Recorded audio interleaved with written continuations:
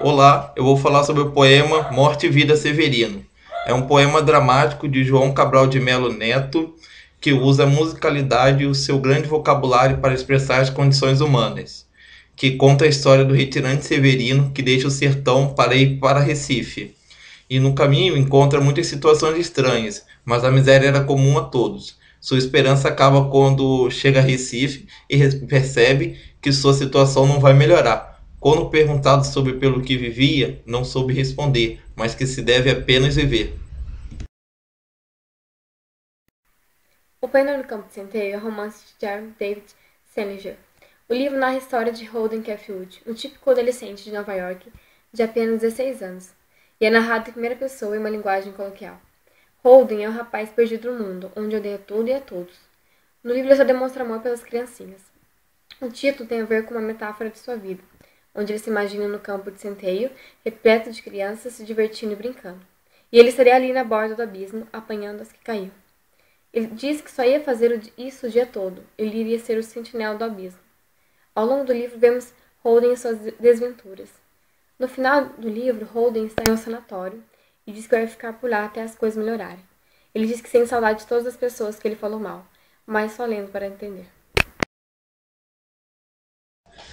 O Espelho é um conto de Guimarães Rosa, um dos maiores escritores modernos do Brasil. Uma de suas características era a linguagem ampla e culta, e nessa obra isso fica muito destacado, porque ela é cheia de referências científicas e filosóficas.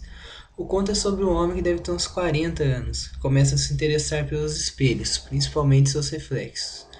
Para ele, nosso olhar é condicionado pelas nossas experiências e preconceitos, e por isso não conseguiam mostrar o que nós realmente somos. Conforme a história vai passando, ele começa a fazer vários experimentos usando o espelho, às vezes vendo-se mesmo como animais ou objetos que retratavam sua condição atual. O legal desse conto é que o personagem está o tempo todo falando com o leitor, nos incluindo nos seus pensamentos. Tanto que o conto acaba com o personagem deixando uma pergunta no ar: Você realmente existiu?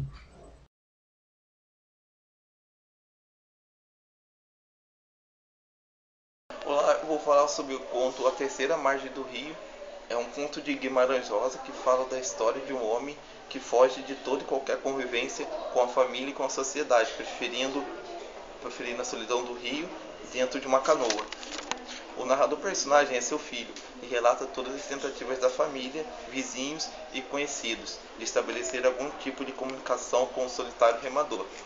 O desfecho é triste, o filho acaba abandonando o pai, que se sente um fracasso e só espera a morte iminente. Vidas Secas é um romance de Graciliano Ramos, onde são mostradas as condições de miséria vividas por uma família de retirantes.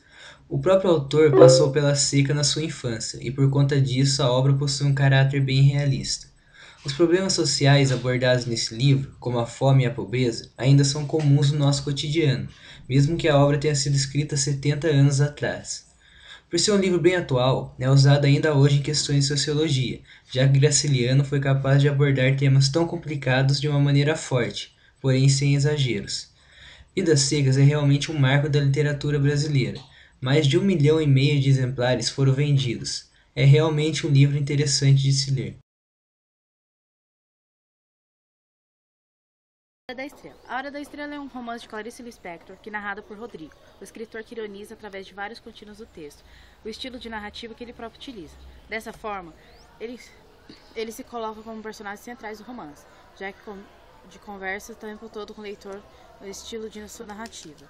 Sua personagem protagonista é Macabea, uma órfã, virgem e solitária, criada por uma tia tirana que leva para o Rio de Janeiro, onde trabalhava como datilógrafa.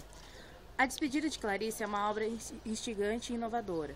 Como diz o personagem, Rodrigo, estou escrevendo na hora mesmo que eu sou lido. É Clarice contando uma história e, ao mesmo tempo, revelando ao leitor seu processo de criação e sua angústia diante a vida e a morte.